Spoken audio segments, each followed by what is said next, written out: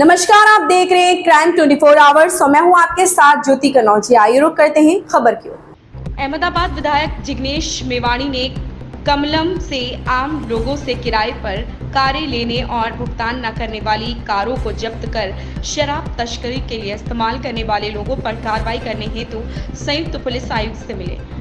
वडगाम विधायक जिग्नेश मेवाणी ने भारतीय जनता पार्टी और क्राइम ब्रांच के एक अधिकारी पर गंभीर आरोप लगाए और कहा गया है कि कमलम से जुड़े भाजपा नेताओं और उनके अनुयायियों ने आम लोगों की कारों को किराए पर लिया और उन्हें कुछ समय के लिए चलाया, जिसके बाद पैसे भुगतान न करने वाली कारों को भी जब्त कर लिया गया और नंबर प्लेट बदलकर शराब तस्करी में इस्तेमाल किया गया। और आम आदमी द्वारा बार बार न्याय की मांग करने के बावजूद भी कोई शिकायत नहीं ली गई, जिसे लेकर वडगाम विधायक जिग्नेश मेवाणी पीड़ितों के साथ अहमदाबाद शहर के संयुक्त पुलिस आयुक्त नीरज बटगुजर के पास पहुंचे।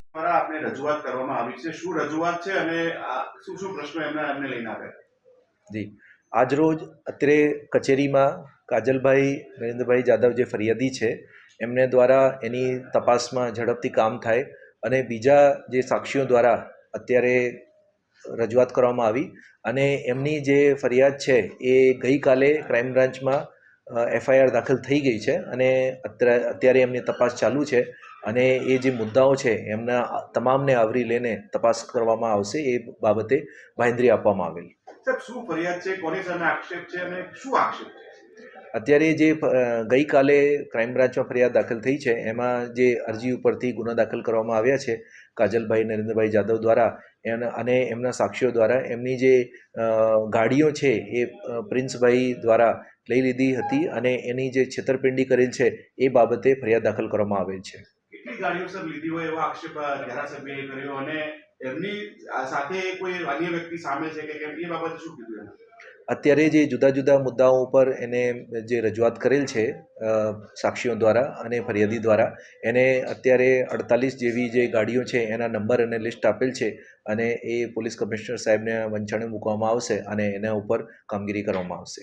સાહેબ, આ ગુનામાં આરોપીને પકડવા માટે શું કાર્યવાહી ફરાર છે કે અહીંયા છે કે પકડાયો નથી, શું છે? અત્યારે જે ગઈકાલે ગુનો ક્રાઇમ બ્રાન્ચ ખાતે દાખલ થયેલ છે એ બાબતે ક્રાઇમ બ્રાન્ચ દ્વારા તપાસ કરવામાં આવી રહી છે અને એ આગળની કાર્યવાહી ત્યાંથી કરવામાં આવશે. સાહેબ, એમનો પોલીસ કર્મી સામે પણ આક્ષેપ હતો, એ આક્ષેપને લઈને કોઈ તપાસ કરવામાં આવશે? અત્યારે જે મુદ્દાઓ જે રજૂ કરવામાં આવ્યા છે એ પોલીસ કમિશનર સાહેબ સમક્ષ રજૂ કરવામાં આવશે અને આગળની કાર્યવાહી કરવામાં આવશે. સર, જિગ્નેશભાઈ ધારાસભ્યને આપણે શું આશ્વાસન આપ્યું અને તે 2 દિવસ માટે ધરણા પરની પરમિશન પણ માંગી રહ્યા હતા, એના માટે આપ શું કહેવા માંગો? અત્યારે જે 4 મુદ્દાઓ છે એ જુદા જુદા મુદ્દાઓની જે રજૂઆત કરવામાં આવી એ મુદ્દા સાથે જે ગાડીઓ ગઈ છે એની લિસ્ટ જે છે એ આપવામાં આવેલ છે અને એની સાથે સાથે જે રજૂઆત કરવામાં આવેલ છે એ મહેરબાન પોલીસ કમિશનર સાહેબના ધ્યાન ઉપર મૂકવામાં આવશે અને આગળની કાર્યવાહી કરવામાં આવશે. સર, આ ગુનામાં જે વ્યક્તિ સામે આક્ષેપ કરાયો છે કોઈ રાજકીય પાર્ટી સાથે જોડાયેલો છે એવું કંઈ ધ્યાને આવ્યું છે પોલીસ? અત્યારે જે ગુના છે એ ક્રાઇમ બ્રાન્ચ ખાતે દાખલ કરવામાં આવેલ છે અને એની તપાસ ક્રાઇમ બ્રાન્ચ દ્વારા કરવામાં આવેલ છે. इस खबर में बस इतना ही। बने रहे क्राइम 24 आवर्स के साथ।